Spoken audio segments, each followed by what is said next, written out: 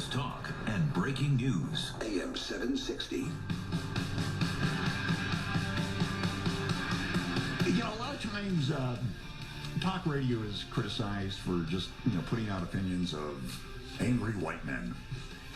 I am not at all angry and very in touch with my feminine side. And we would like to welcome to the show now somebody who is really a champion and would like to see more women involved in politics. Please welcome to AM 760, the Mark Larson Show. Dave Smith in for Mark Larson today. This is the lovely and talented and someone who I think really needs to be listening to this is Ashley Hayek, right? Welcome, Ashley. Right. Thank you for being part of the show today. We really appreciate it.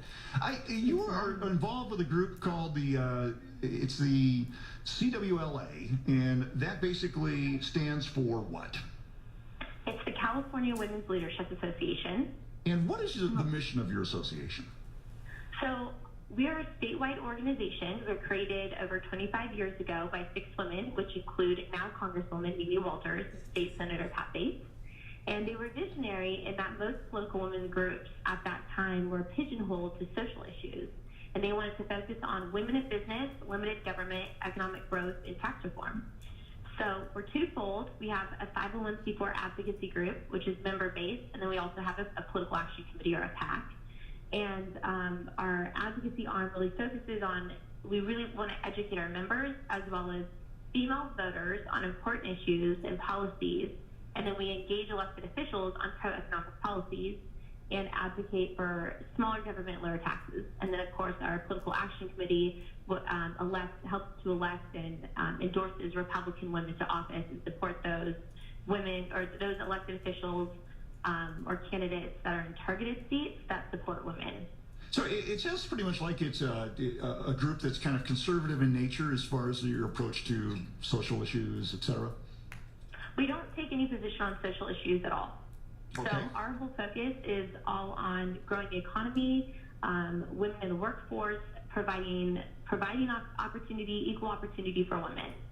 So let's talk about a couple of things. Earlier in the show, we discussed just briefly the Trump tax reform bill, the potential of it.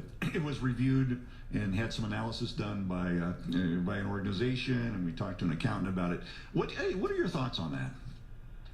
So we have kind of a unique perspective on tax reform at the national level.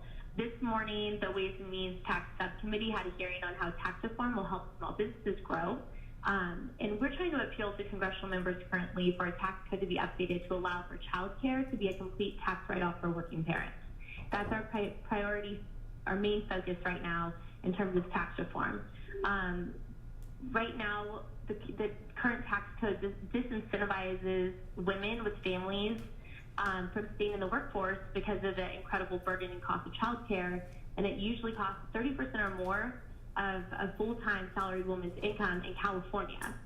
So not only is it's taxing women at a higher rate, especially married women on that combined income, but for example, someone who is perhaps lower income, it disincentivizes those folks with low-income households by taking away social programming to help get them to the next step.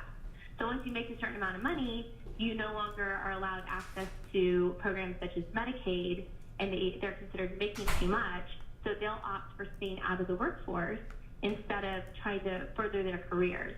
And so we're trying to expand the tax care credit for child care credit in the tax code.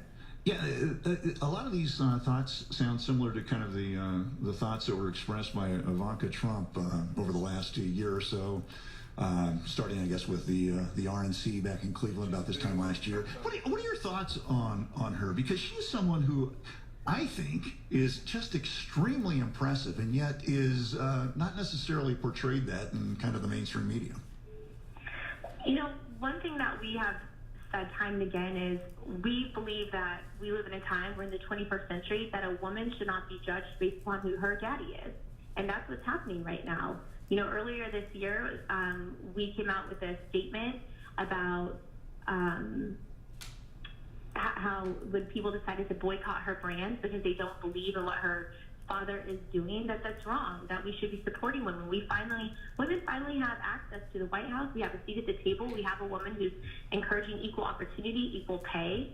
On that note, she's been involved in raising funds, and it was announced this month with the partnership with the World Bank, launching the Women's Entrepreneurs Finance Initiative, which is huge. Yeah, and that whole thing kind of backfired when Nordstrom's and others, I think it was, Burlington Northern or Burlington Coat Factory or whatever, right. They all dropped her line, and then it went on, basically it was kind of like the same thing that happened with Chick-fil-A when people said, hey, Chick-fil-A, listen to what this guy said, and then sales just went crazy. I remember seeing some. It was the same thing. The Grab Your Wallet campaign was what it was called to boycott her. Backfired because conservatives at that point and women who do support other women literally grabbed their wallet, bought her shoes, and caused her perfume line to be number one and her sales to soar. That's great. We're talking with Ashley Hayek, and thanks so much for joining us.